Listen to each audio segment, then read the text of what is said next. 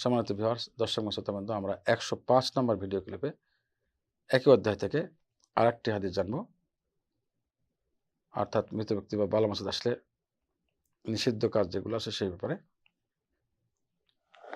আবি বর্দা রাদিয়াল্লাহু তাআলা আনহু বলেন যে আবু বর্দা বর্দার পিতা আবু মুসা আশআরী রাদিয়াল্লাহু তাআলা আনহু তিনি ব্যথা পেয়েছেন এবং ব্যথা পেয়ে বেহুঁশ হয়েছেন এবং তার মাথা ছিল পরিবারের একজন মহিলার মানে মহিলার আমরা বলি যেটাকে সামনে মাথা রেখে এভাবে একটা মহিলা তার নিজের যে গোদ বলি কোলে ছিল, একজন মহিলার কোলে তার মাথা রাখা ছিল। আমরা যেটাকে বসে দুই পায়ের উপরে রাখি মাথা, এভাবে অনেক সময় এভাবে রাখা ছিল।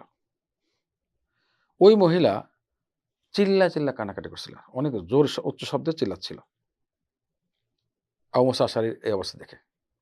কিন্তু আবু মুসা আশআরী রাদিয়াল্লাহু তাআলা সেই অবস্থায়, এমন অবস্থা ছিল, বেহুঁশ অবস্থা, তখন উত্তর দিতে পারছিলেন এবং শক্তিও ছিল না তার, কোনো কিছু তাকে বলতে পারছেন না। যখন তিনি হুঁশে আসলেন, সম্পূর্ণভাবে হুঁশে ফিরে আসলেন, বলার শক্তি যখন ফিরে আসলো, তখন তিনি বললেন যে আমি দায়মুক্ত, যার থেকে রাসূলুল্লাহ সাল্লাল্লাহু আলাইহি ওয়াসাল্লাম নিজে দায়মুক্ত হয়েছেন।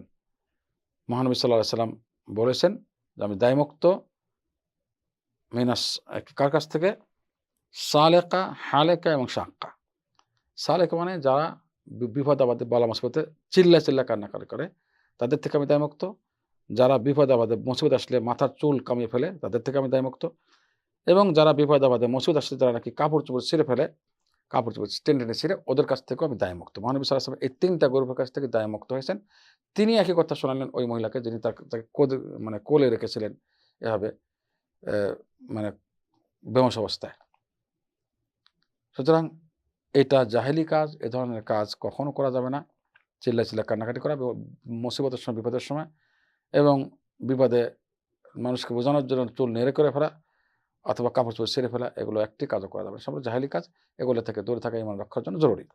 আল্লাহ আমাদের সবাইকে তৌফিক দান করুন। আসসালামু আলাইকুম ওয়া রাহমাতুল্লাহি ওয়া বারাকাতুহু।